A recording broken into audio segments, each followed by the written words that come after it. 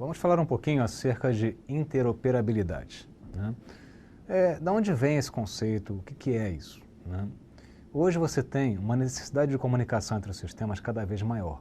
Você tem diversas fontes de informação que têm que ser integradas dentro de um ambiente comum para gerar novas informações e respostas. Você tem sistemas que têm que se falar a qualquer custo, né? Você pode ter um sistema de vendas, tem que falar com o sistema do cartão de crédito, que fala com o sistema da financeira, que fala com outra coisa qualquer, né? Você tem sistemas que podem integrar informações e serviços de uma forma dinâmica. E quanto mais acessível, mais divulgada, mais adotada é determinada tecnologia, né? Isso faz o quê? Eu preciso de meios padronizados de comunicação, né? Os meios padronizados de comunicação vão me permitir fazer com que os sistemas de diferentes linguagens, com diferentes finalidades, possam se falar de uma forma transparente. Por exemplo, quando eu falo do Java com C através de um protocolo próprio, né? Que pode ser um protocolo texto ou algo do tipo. Eu defino a forma como tem que ser a comunicação e a partir daí eu posso definir qualquer sistema em qualquer linguagem nas duas pontas da conversa, né? Esse princípio da padronização é a questão da interoperabilidade. Esse é um termo que surgiu ainda dentro da engenharia, não ainda na parte de informática, quando se falava dos COTS, Commercial Off the Shelf, né? O que seriam os COTS, né? Antes você tinha que fazer um produto qualquer de hardware, né? No caso um navio, um avião, algo do tipo, e as peças eram todas específicas de um fabricante.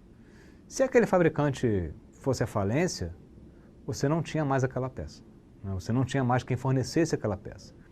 Então eles começaram a trabalhar de uma forma diferente. Eu vou fazer o quê? Peças independentes, eu tenho fornecedores de peças, que são os COTS, e eu vou juntar essas peças para poder montar os meus sistemas maiores, né? Então, se um fabricante de uma determinada peça para de fabricar, eu tenho outros que fornecem a mesma peça com a mesma finalidade, né? O que era necessário quando se fazia peças assim, de fabricantes diversos, seriam as interfaces padronizadas, né? Um exemplo típico de evolução que veio com o negócio de COTS, etc., foram os barramentos dos computadores. Você tem também o USB, Universal Serial Bus, que é uma interface padronizada que permite que vários COTS possam ser utilizados ali dentro, né? Bom, em termos de objetos distribuídos, é comum você ter protocolos interoperáveis, né? O que são protocolos interoperáveis? Coisas como, por exemplo, CORBA, né? O IOP é um protocolo que permite que qualquer linguagem possa trabalhar com objetos CORBA desde que entendam o protocolo. Exemplos de linguagens que trabalham com CORBA são Delphi, C e Java, né? As três trabalham com CORBA. E não importa se você desenvolve algo de um lado em C e do outro lado em Java, isso realmente não é importante. O que importa é que eu tenha interoperabilidade entre eles. O que ocorre é que a necessidade de interoperabilidade começou a se tornar cada vez mais crítica, né? E aí eu começo a ter um grande problema, que é o seguinte: suponha que eu queira garantir interoperabilidade, porém eu tenho um sistema feito em C que vai falar com uma determinada tecnologia Java.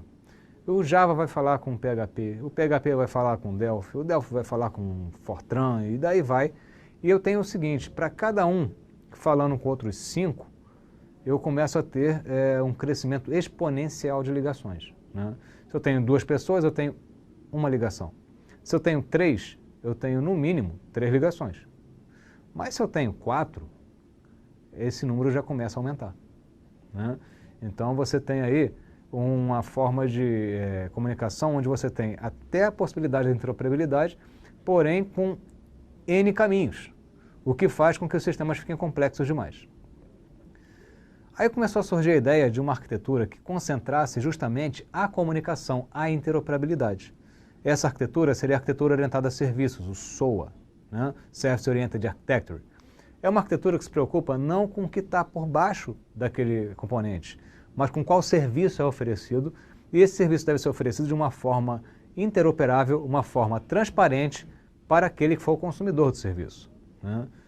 Alguns elementos de SOA incluem uma coisa chamada Enterprise Service Bus, né? Esse Enterprise Service Bus, o USB, ele concentra todo o middleware, né? Todos os meios de comunicação que existem entre diferentes origens e destinos, né? Então o USB é o coração do SOA. O USB, por exemplo, no caso da Oracle, tem um Oracle o Oracle SOA Suite, que usa o Oracle Fusion Middleware, né? O Oracle Fusion Middleware seria o USB da Oracle, né? Seria uma concentração de middlewares, né, para acessar diversas fontes diferentes. Eu preciso de exposição de serviços, que normalmente é feito com web services. Então, um SOA normalmente tem um coração com USB, que é onde tem concentrado um middleware, e você tem serviços expostos através de alguma forma, como por exemplo web services. E eu tenho um interfaceamento padrão que é usado com o uso de web services. Não seria, na verdade, a única forma dele interfacear. Ele pode interfacear de qualquer que seja a forma que seria oferecida pelo USB, né? Dentro desse assunto tem vários outros elementos, como BPEL e orquestração de serviços, e BPMN preocupado com a parte de governança, né? Bom, vamos observar uma figurinha mostrando que seria uma arquitetura SOA com USB, né? Ali a gente pode observar que eu tenho o USB, onde tem o modelo de serviço, a segurança, o transporte, serviço de localização, serviços de transformações de dados, né, por exemplo, XSD, etc., interceptadores, serviços de mensagem. Observa que o USB está concentrando toda a parte de comunicação, né? E eu tenho as diversas tecnologias que vão estar associadas. Eu posso ter um servidor JE, eu posso ter uma mensageria com MQ Serials, né? Eu posso ter arquivos, portais, HTTP. Eu tenho o BPEL para orquestração de serviços, eu tenho o B2B, eu tenho data sources. Então eu tenho vários elementos, inclusive dispositivos móveis, que estão se comunicando com esse ambiente orientado a serviços, que faz amplo uso do Enterprise Service Bus, o ASB. É fácil observar que quando se modifica a arquitetura para esse formato, você diminui o número de ligações. Porque agora, qualquer uma das tecnologias não tem mais que saber como se conectar com N diferentes tecnologias. Ela se conecta com o USB, né? Então, assim, eu diminuo muito o número de ligações e eu concentro os serviços dentro de um mesmo ambiente. Daí, os serviços podem ser orquestrados, né? E essa orquestração costuma ocorrer com o uso de linguagens visuais como o BPEL. Bom, então, assim, dentro do ambiente orientado a serviços, um SOA, eu preciso de uma interface que seja aceitável, comum para o mercado, né? A interface de entrada e saída, solicitação de serviços e recepção de resultados, a mais comum seria o uso de web services. E os web services têm dois tipos básicos, o SOAP e o REST, né? O SOAP, ele utiliza XML e tem um maior formalismo, já que ele trabalha com a definição dos tipos de campo, um uso de XSL e XSD, que é o XML Schema Data Type, né? Com o XSD, eu posso garantir o seguinte, eu quero receber dados nesse formato específico, eu não quero dados que sejam avulsos. Eu tenho que receber o nome com tantos caracteres, a idade que é inteira, o CPF que tem tal formato. Então o XSD vai garantir o formalismo necessário ao XML para que se tenha uma comunicação com Web Service SOAP em um ambiente B2B, né? Os Web Services SOAP, eles são priorizados no ambiente B2B, o Business to Business, justamente porque na comunicação entre empresas eu preciso de um maior formalismo. E esse maior formalismo é obtido com o uso de XSD e XML nesse protocolo SOAP, né? Por outro lado, nos dispositivos móveis, eles estão mais preocupados com a velocidade, com a diminuição da quantidade de dados que é trafegada. Não existe uma preocupação com o formalismo, né? Existe uma preocupação em se receber os dados. E aí é muito comum usar um outro tipo de web service que são REST, né? RESTful Web Service, que é sobre transferência de estados, né?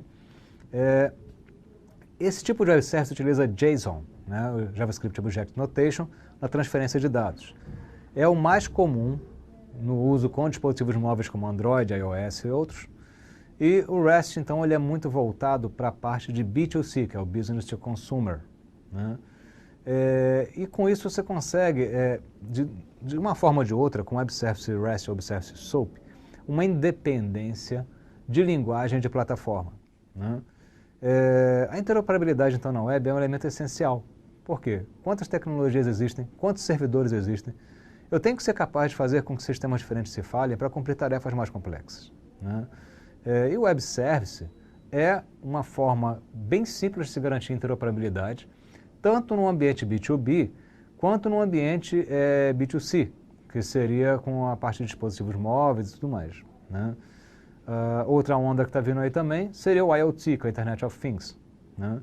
Vai ser comum eu ter que lidar também com diversos dispositivos fornecendo informações a todo tempo dentro do ambiente onde eu tenho Big Data, onde eu tenho arquiteturas orientadas a serviço.